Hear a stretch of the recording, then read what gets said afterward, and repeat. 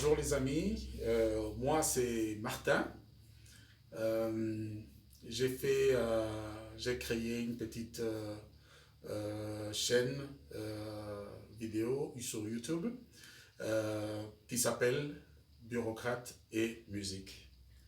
Dans Bureaucrate et musique, qu'est-ce que nous y trouverons? Bureaucrate d'abord, ça englobe pas seulement les personnes qui sont au bureau, mais ça prend depuis la jeunesse quand on est à l'école, c'est-à-dire on est assis sur un banc, il y a un pupitre, on écrit et tout ça, on rentre à la maison, il faut s'enfermer dans la chambre pour commencer à étudier. Donc, quand vous touchez à la guitare, des choses comme ça, les parents à l'époque, donc nous sommes dans les années 69-70, hein, donc c'est un péché. Alors, on ne vous permet pas comment dire, de jouer de la guitare.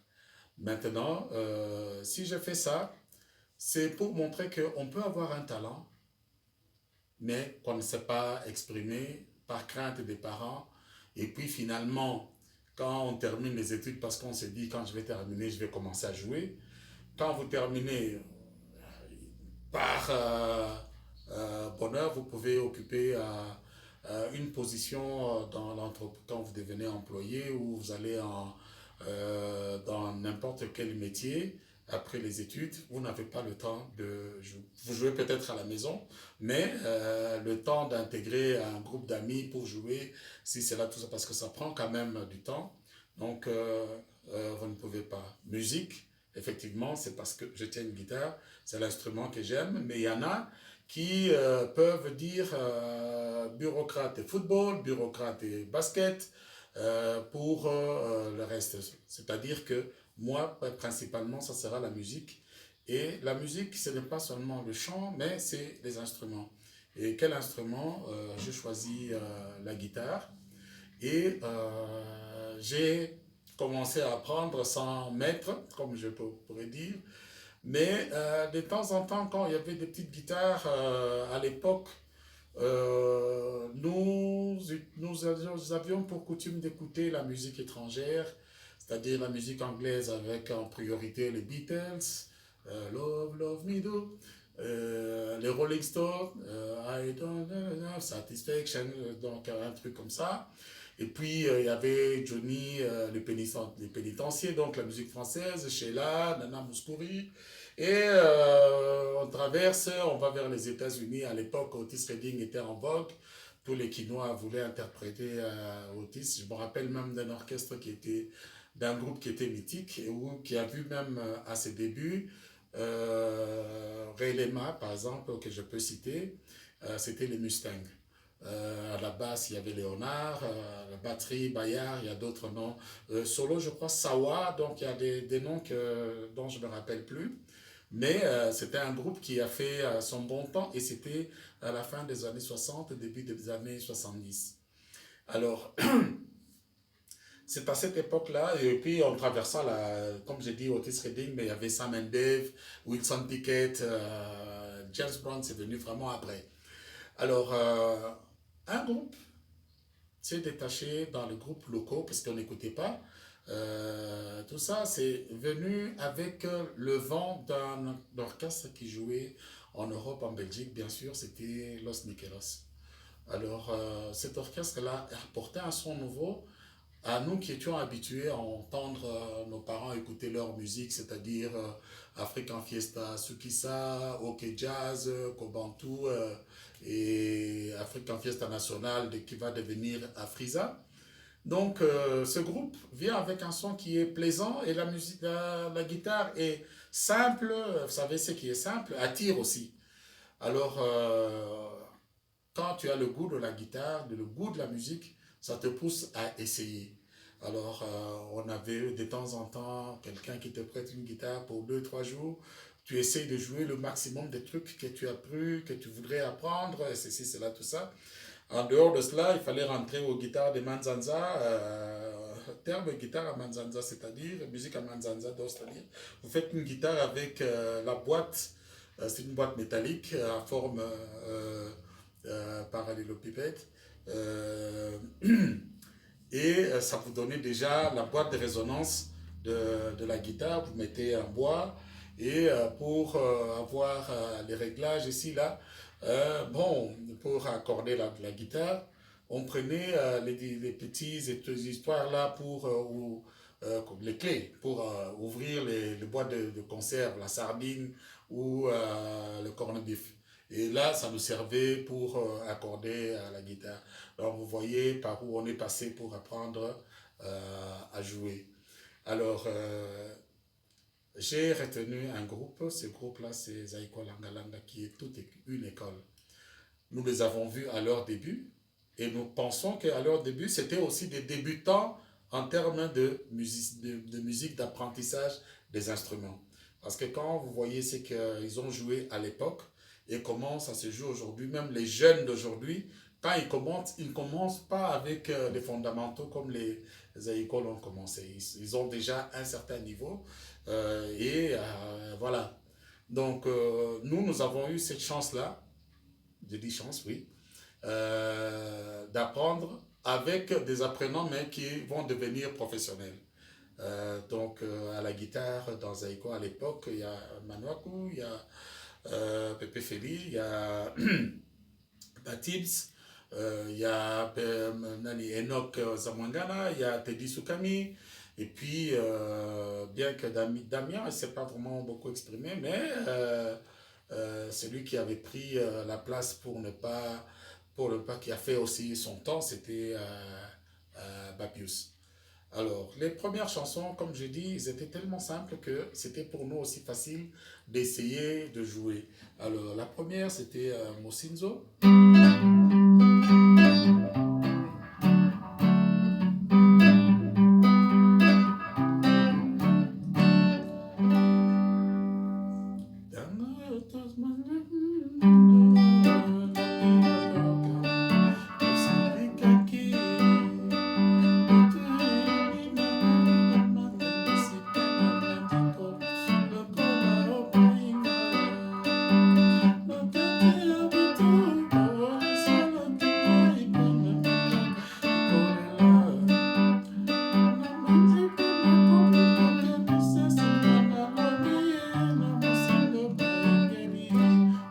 Voilà, c'était ça. Alors, quand vous prenez maintenant la guitare de Manoku, c'était très simple aussi. Alors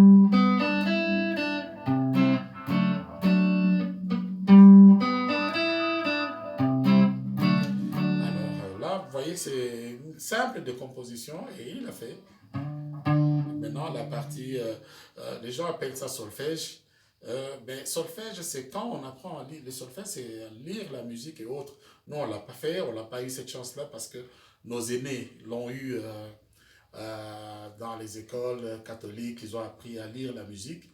Mais nous, quand on a commencé l'école primaire, il y avait bien sûr des cours de musique. Et dans ces cours de musique, qu'est-ce qu'il y avait tout simplement, on nous apprenait quelques petits chants de tontines, Frère et Jacques, Dominique et Nick, et puis Au clair de la lune, c'est tout. Voilà, mais on ne vous apprend pas à lire. Si vous voulez apprendre à jouer, hein, là, vous devez comment dire, vous devez aller à l'INA. Donc, on a joué la musique d'oreille.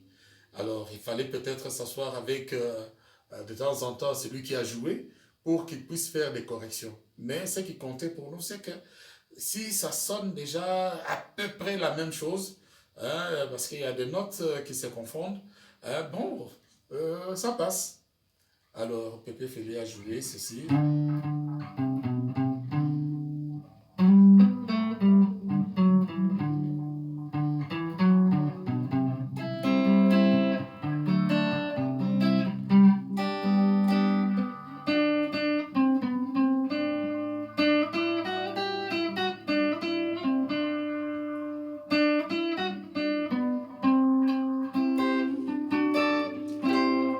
Vous voyez que ce n'est pas vraiment compliqué. Et mais on s'en contentait, c'était très bien. Alors,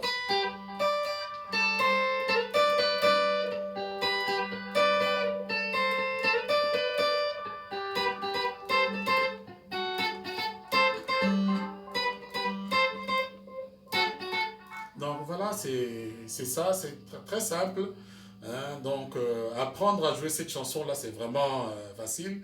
Même pour celui qui apprend aujourd'hui à apprendre à jouer de la guitare, s'il veut jouer la musique congolaise, la rumba congolaise, donc il peut bien s'inspirer de, comment dire, de ses premiers chants de Zaiko Langalanga. Alors,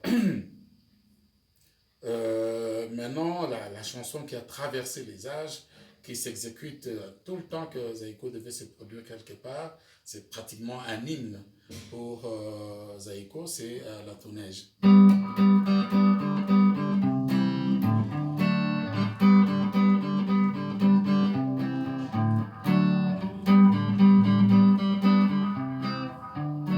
Alors, vous voyez donc, c'est pratiquement presque la même chose avec Mosinzo.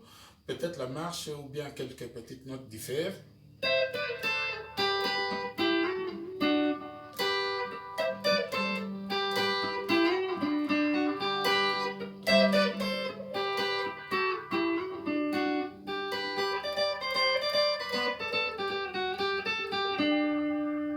Donc voilà, c'est très simple.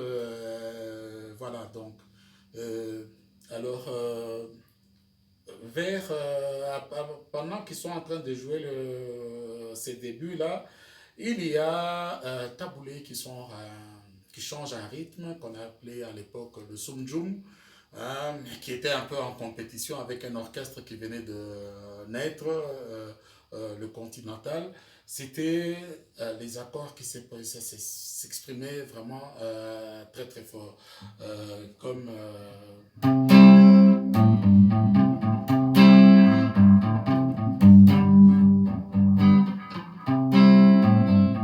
donc ça c'est Selija. Alors Gina est allée dans cette même lancée-là pour faire une chanson, Consolation.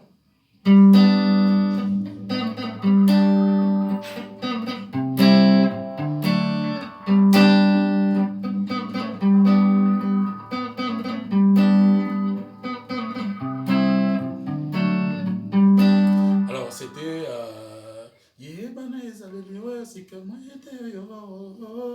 donc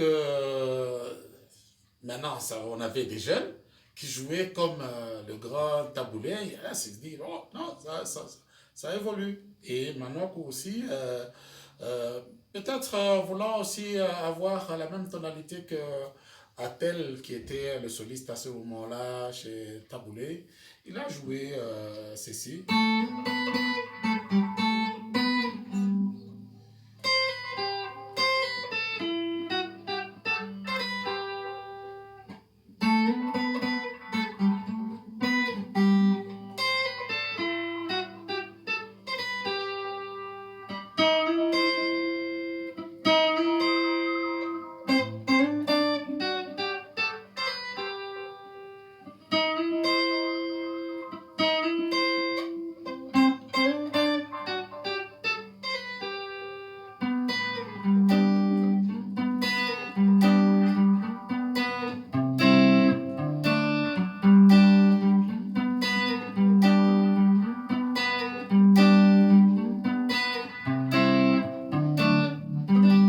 Alors, pour le refrain,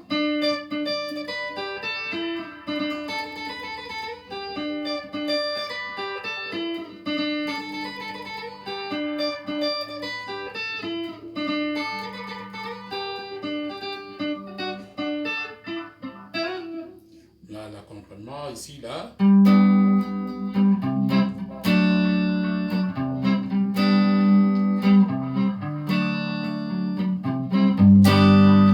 Donc, vous voyez, c'est pratiquement la même technique dans le nouveau rythme de taboulé, mais avec le conflit continental et Afrizab, je crois que taboulé a cessé avec ce rythme assez rapidement pour sortir les chansons qui et consorts qui étaient un peu différents sur le mode Sumjum.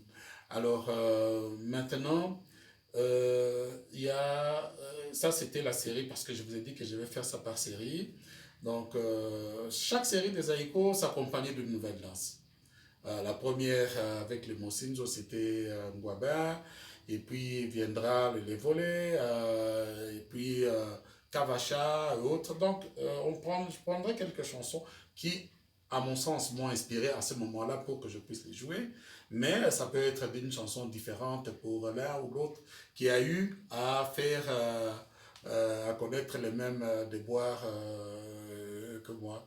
Alors maintenant, qu'est-ce que je vais jouer? C'est dans les volets une chanson phare hein, qui avait été jouée par Zaiko. Et pourquoi elle était devenue une chanson phare aussi et qui nous a fait beaucoup apprécier, qui a beaucoup, comment dire, fait du rendu pour Zaiko, c'était la chanson Mettez la vérité. Il y avait un animateur d'une émission qui s'appelait Télé Dimanche de Kalonjingoy. Et comme générique, il avait choisi la chanson Mettez la vérité qui commence comme ceci. Je joue un peu lentement.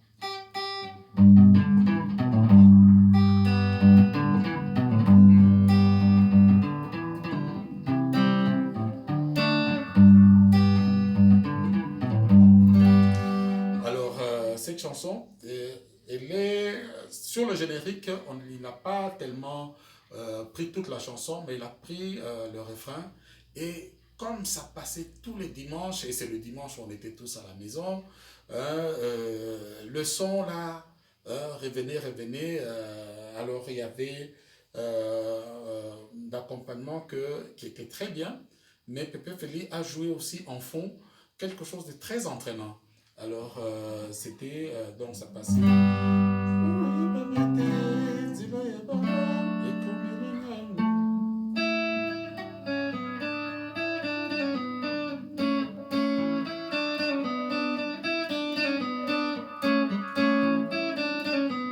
Alors, Pepe Feli joue ceci.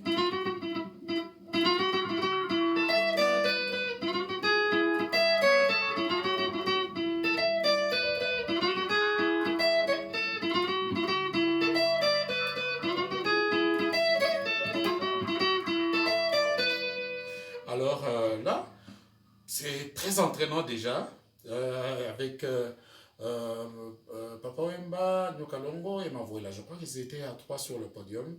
Et on se rappelle comment encore ils s'est dérangé là, comme, enfin ils avaient dit c'était les volets. Hein, c'était des pas de danse avec les mains comme ça, là, tout ça. Bon, voilà. Alors Pepe Feli a joué ceci pour le C de l'orchestre. Je joue ça lentement que vous puissiez voir comment ça se déchiffre.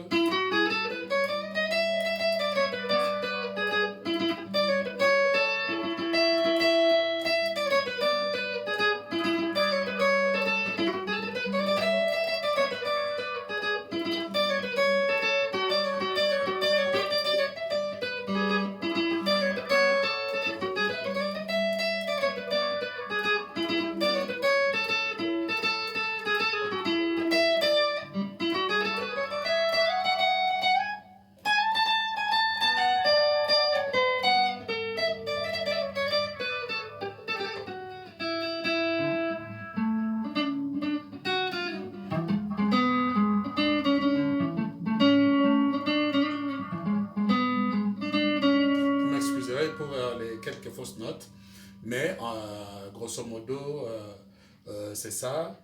Et là, on est carrément dans l'émulation, tout ça.